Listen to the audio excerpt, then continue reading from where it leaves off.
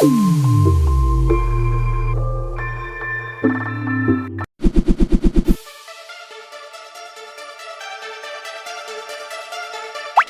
नमस्कार।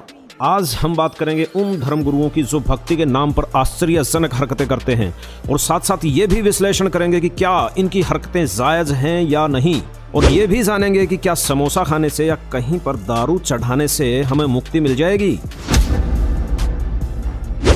सबसे पहले निर्मल बाबा जी। ये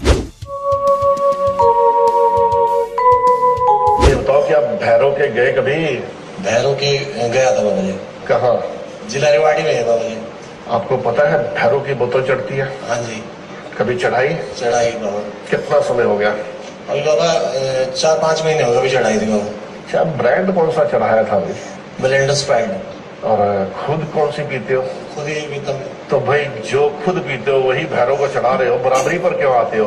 उनको और बड़ा आगे चढ़ाओ तब कृपा आएगी। भाई ऐसे कैसे हो सकता है? समोसा खाने से या मंदिर में दारू चढ़ाने से मुक्ति मिल जाएगी क्या? नहीं मिल सकती। ये तो एक प्रकार से भक्ति का मजाक हो गया और भोली जनता पता नहीं क्यों दिमाग का प्रयोग नहीं करती। कुछ भी बता दें उसे बिना जांचे परखे आंख मूंद कर समोसा चटनी दारू आदि से समाधान ढूंढती रहती है। ये एक प्रकार का धार्मिक शोषण है, ये भक्ति नहीं पाखंडवाद है। बाबा राम रहीम जी।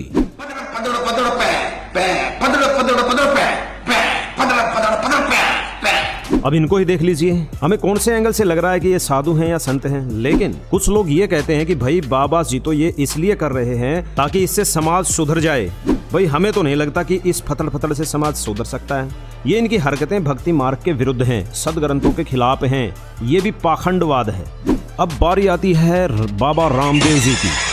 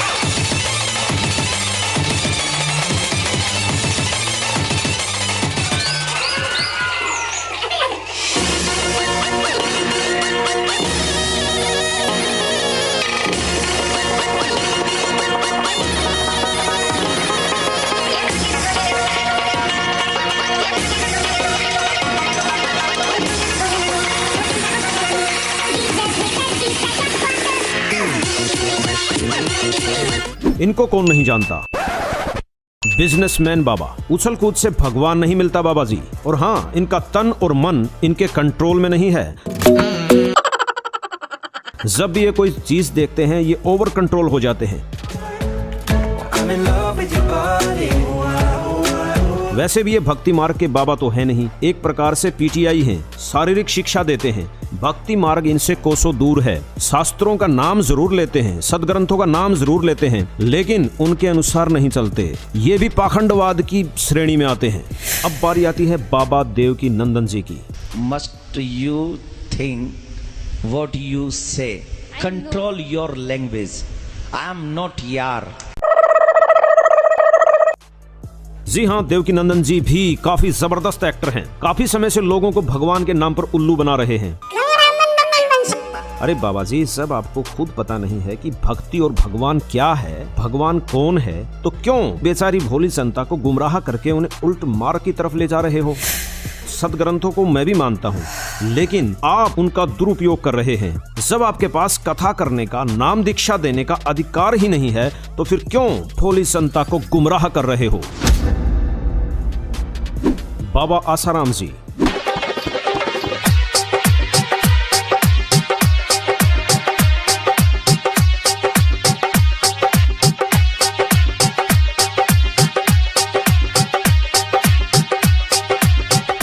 मुझे नहीं लगता ये भक्ति है, ये कोरा पाखंड है। हमें भक्ति नाचना नहीं सिखाती।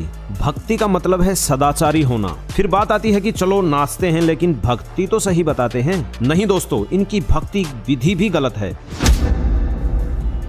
जो बहुत ही खतरनाक है। मनुष्य उल्ट दिशा में चल पड़ता है। भक्ति मुक्ति के लिए होती है। इनके द्वारा बताई गई भक्ति वेद और गीता जी के विपरीत है, इसलिए ये भी पाखंडवाद की श्रेणी में आते हैं। अब बारी आती है सक्की वासुदेव उर्फ सदगुरु की।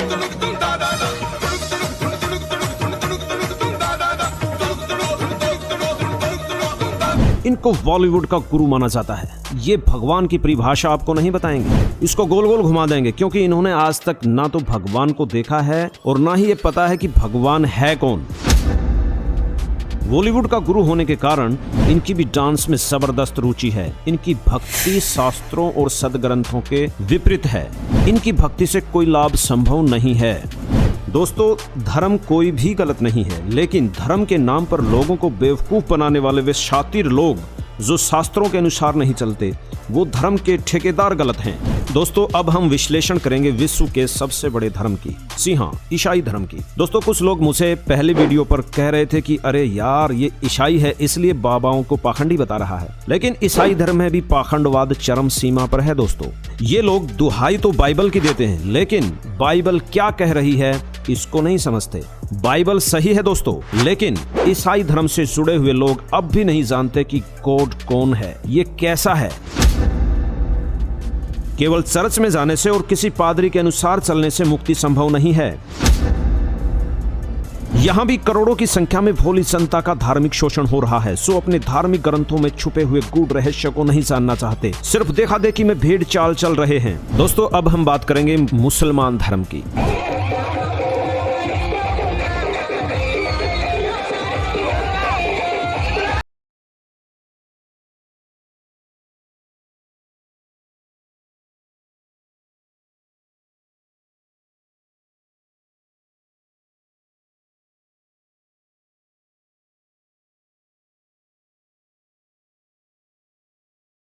जब कुरान कह रही है कि नाचना गलत है,